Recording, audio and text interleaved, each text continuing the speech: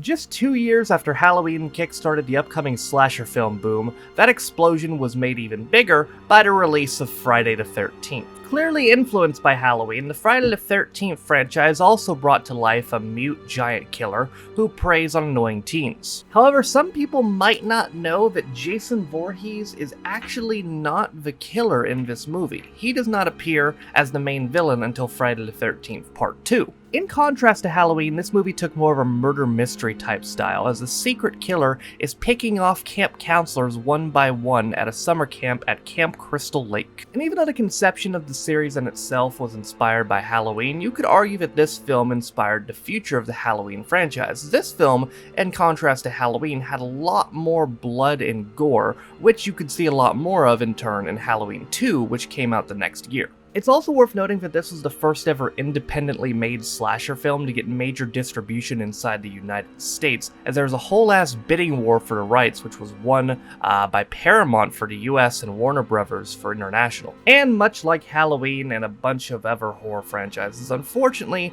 this franchise did go the route of going on way too long and having a very long series of sequels. And unfortunately, unlike Halloween, it has not gotten its redemption story yet. The last Friday the 13th film was in 2009, and it was not as good. But even though there was technically no Jason Voorhees in this movie, this first Friday the 13th was tremendous, and some would argue still the best. But if it wasn't Jason, then who the hell was killing all these teens at Camp Crystal Lake? Well, we're about to find out as we take a look back at Friday the 13th. So the movie kicks off at Camp Crystal Lake in the year 1958. The counselors and the campers are sitting around singing songs, while meanwhile, a mysterious figure stalks around the campsite. Two of the counselors, Barry and Claudette, go into an attic to have sex, and unbeknownst to them, the figure follows them there. They don't have much time to explain themselves neither, as Barry gets stabbed in the stomach, and Claudette gets killed by the power of freeze frame.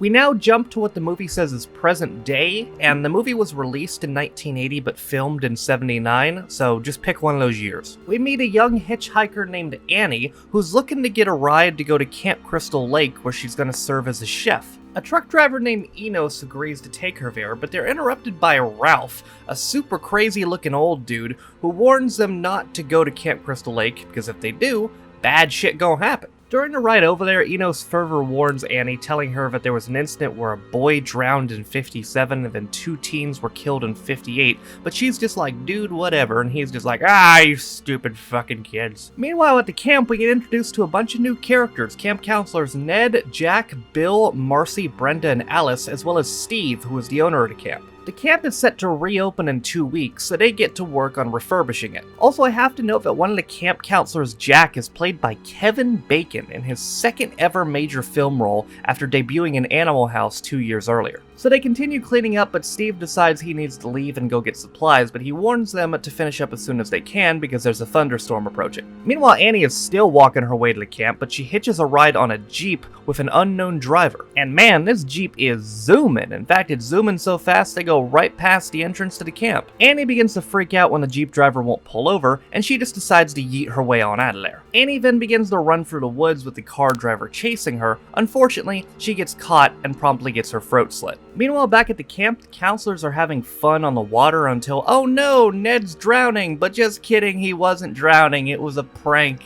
get it? Pretending to drown is funny. Anyway, back in Alice's room, she sees a snake in there, which they eventually find and kill, which I'm not gonna show you because unfortunately this was filmed in 79 and there wasn't really any, animal safety laws on sets, so they did in fact behead an actual snake. It's also worth noting that this movie came out the same year as Cannibal Holocaust, and if you've never seen Cannibal Holocaust, well, don't. Back outside, a policeman arrives at the camp and warns the counselors about a crazy old man named Ralph who might be around. But I mean, there's no Ralph around here. Where could he possibly be? Well, in the closet, of course. Ralph basically reiterates that they're all gonna die and stuff, and then just bike rides away. And now, ladies and gentlemen, it's time for some action to kick off, as Ned is just chilling out by the lake when he sees a mysterious figure going into a cabin. We see Ned go into the cabin to see who's in there, but we don't see him leave. Around the same time, Marcy and Jack roll up, and Marcy tells Jack about some dream she had where it's raining blood and stuff. I don't know, man, she's weird. But anyway, here comes the thunderstorm, so I guess it's a good time to go inside the cabin and have sex. It must be pretty good sex too, because they don't happen to see the dead body right above them.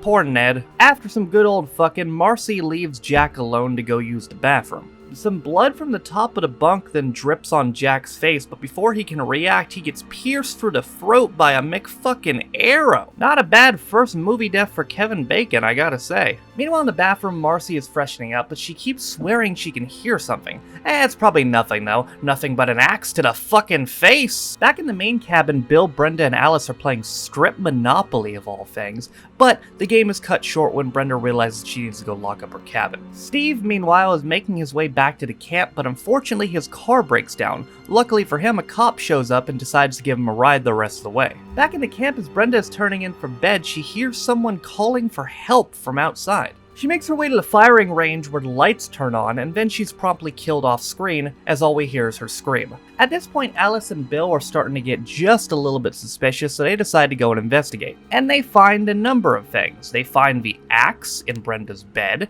they find the phones have been disconnected, they find that Ned's truck doesn't work, and the only thing they can't find are any of their friends. Meanwhile, Steve and the cop are back at the camp, but the cop gets an emergency, which means Steve has to walk the rest of the way. As he comes up on the camp, he's confronted by a figure who he recognizes. Well, who is it, Steve? Oh, god damn it. Meanwhile, at the Legion of Doom, things have gotten even worse for Bill and Alice as the power has gone out. Bill figures there's just something wrong with the generator, so he goes out and tries to fix it. Alice then wakes up from a nightmare and starts making coffee at like 10 at night. Don't know what the hell she's doing. But then she realizes Bill's been gone for a really long time, so she goes to look for him. Man, where the hell could Bill have gotten off to? Oh, hey, there he is. He's just hanging around. Alice begins freaking out and starts barricading herself inside the main cabin. Well, that is until somebody throws Brenda's body through the window. Brenda looks like she's still moving, by the way, but I guess she's dead, and Alice is having a full-on freak out at this point. Luckily, she sees a car pull up and she believes it to be Steve, so she runs outside. It's not Steve, though. It's an older woman who introduces herself as Mrs. Voorhees. Alice shows Mrs. Voorhees the carnage and she pretends to be shocked, but we're about to learn about her true intentions. She tells Alice that a boy drowned at the camp back in '57 and reveals that that boy's name was Jason, her son. Ever since then, she's had a bone to pick with all camp counselors, but I'm sure it's nothing serious, oh god. Alice is able to whack her the hell down though and begins running out of the cabin, where she begins discovering dead bodies. Also, turns out Mrs. Voorhees is full-on crazy and she has like multiple personality disorder because Jason is like talking to her within her head. It's really creepy. Mrs. Voorhees eventually catches up to Alice in a storage room and starts pimp-handing the fuck out of her. Luckily, Alice has a gun. Does she shoot her with it? Well, no, it isn't loaded, so she pimp-hands her right back. Alice avoids Mrs. Voorhees around the camp for a bit and eventually gets back into the main cabin. She hides in the closet just as Voorhees re-enters and begins to look for her. But looks like she left, so I think Alice is safe. Oh, just kidding. No, the fuck she's not. Ever resourceful though, Alice grabs a motherfucking pan and knocks her the fuck out. Alice makes her way down to the lakeside and is like, phew, finally safe. Haha, no you're fucking not. They wrestle for a bit and Mrs. Voorhees locks in John Cena's submission move before Alice gets out and goes and grabs the machete. And now it's time for a slow motion beheading!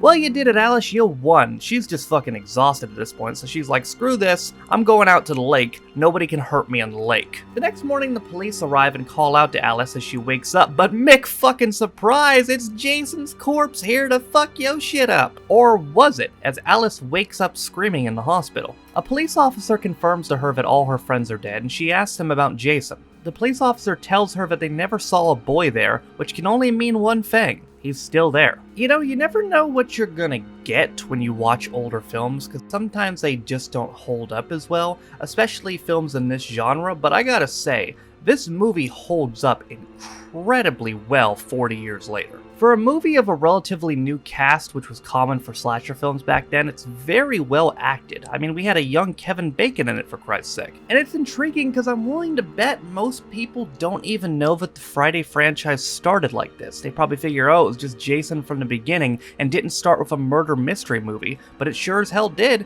and it was great. They also did a really good job of throwing people off the trail in terms of the killer, as the entire movie the killer was wearing men's clothes, so you didn't expect her to be female. And speaking of which, Betsy Palmer, rest in peace, who was Mrs. Voorhees, was definitely the standout performance of this movie, I gotta say. She played the crazy role and the multiple personality incredibly well, and definitely came off as an intimidating killer, despite not looking like one. And what's crazy is, much like what they wanted to do with Halloween, this was supposed to be a one-and-done film. That's right, the Friday the 13th franchise was supposed to just be based around the Friday the 13th superstition with a bunch of different films. But considering how popular the ending to this was, and just the film in general, they decided to continue it with Friday the 13th Part 2, which came out just a year later. And it's in that movie that we finally get to see in the flesh the mass killer himself, Jason Voorhees. And of course, on the channel, we're going to keep rolling on for Horror Month, as next week we are taking a look back at the original Child's Play.